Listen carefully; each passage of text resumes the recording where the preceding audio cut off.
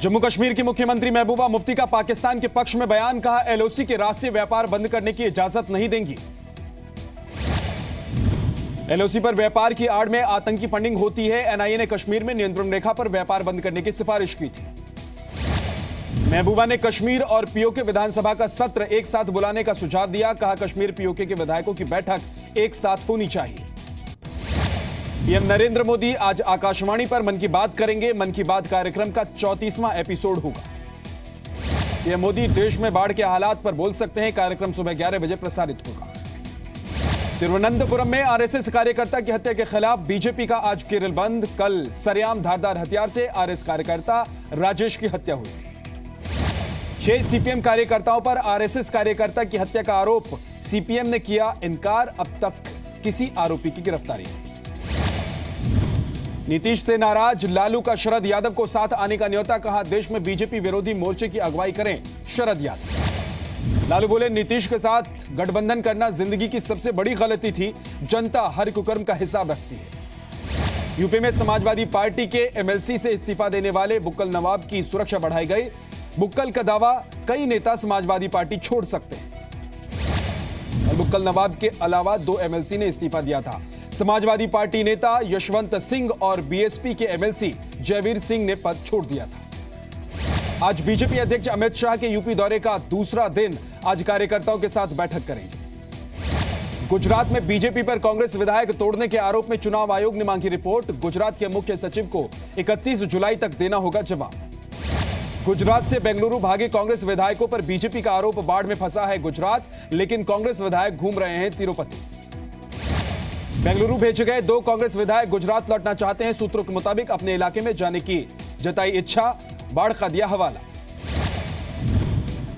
अलग गोरखालैंड की मांग पर प्रदर्शन का आज 46वां दिन। कुछ दिन की शांति के बाद कल फिर भड़की थी हिंसा।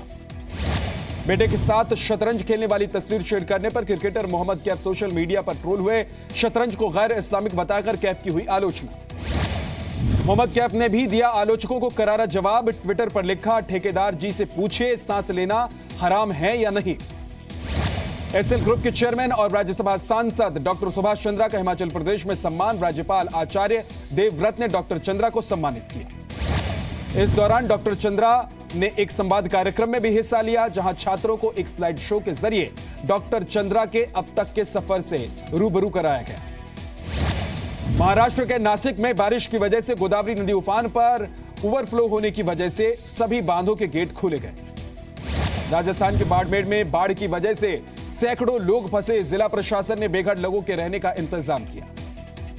राजस्थान में जालौर के सांचौर इलाके में बाढ़ की वजह से रिहायशी इलाके में पानी भर गया है। स्थानीय लोग रेत के टीले पर रहने के लिए मजबूर हो गए।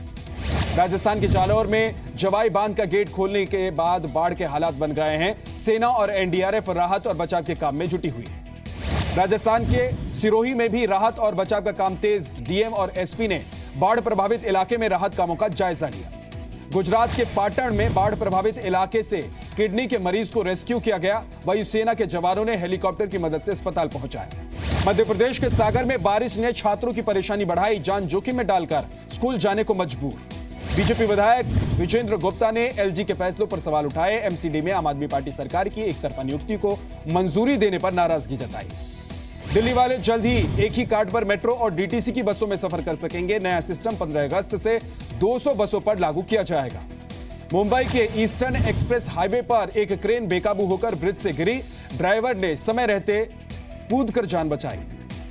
मुंबई के पास ठाणे की सेंट्रल जेल में एक कैदी ने खुदकुशी की। टॉयलेट की खिड़की में टी-शर्ट की मदद से फांसी लगाई।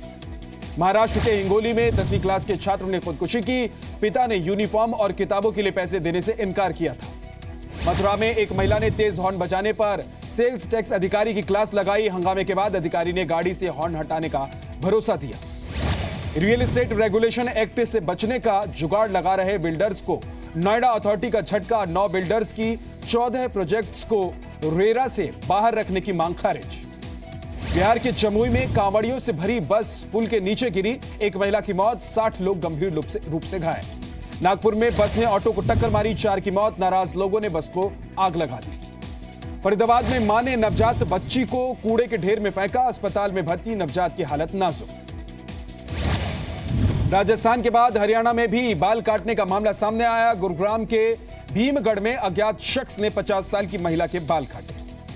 मध्य प्रदेश के होशंगाबाद में 2 बच्चों की मौत के बाद झोलाछाप डॉक्टर के खिलाफ कार्रवाई तेज, 5 क्लिनिक सील किए गए। राजस्थान के सीकर में बाइक की टक्कर से घर के बाहर खड़े बुजुर्ग की मौत। हादसे में बाइक सवार 3 लोग गंभीर रूप से घायल।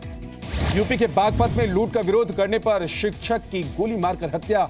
बदमाश बाइक और सोने की चेन लूटकर फरार हो गए। यूपी के बरेली में सिपाही पर महिला से छेड़छाड़ का आरोप। आरोपी सिपाही को गिरफ्तार कर जेल भेजा गया। गाजियाबाद में इंदिरापुरम के हैबिटेट सेंटर मॉल में बाउंसर्स की गुंडागर्दी। नो स्मोकिंग जोन में सिगरेट पीने से रोकने पर सीनियर मैनेजर को पीट दिया। दिल्ली पुलिस की स्पेशल सेल ने 10 करोड़ की हेरोइन जब्त की। नाइजीरियन नागरिक समेत 3 लोग गिरफ्तार किए गए। पंजाब के फरीदकोट में चावल कारोबारी की सरेआम गोली मारकर हत्या। पीड़ित परिवार ने शिकायत के बावजूद सुरक्षा नहीं देने का भी आरोप लगाया। शाहिद अब्बासी पाकिस्तान के अंतरिम प्रधानमंत्री होंगे। पाकिस्तान मुस्लिम लीग नवाज की बैठक में फैसला लिया गया। इमरान खान ने नवाज के भाई शहबाज को पीएम पद के लिए चुने जाने की आलोचना की। परिवारवाद लगाने का भी आरोप लगाया। केन्या के उपराष्ट्रपति के घर पर बंदूकधारी ने हमला किया। हमले के वक्त उपराष्ट्रपति का परिवार घर पर मौजूद नहीं था। अमेरिका की संसद ने रूस पर नए प्रतिबंधों से जुड़े बिल को मंजूरी दी। नाराज रूस ने अमेरिका से अपने कुछ राजनयिकों को वापस बुलाने को कहा है।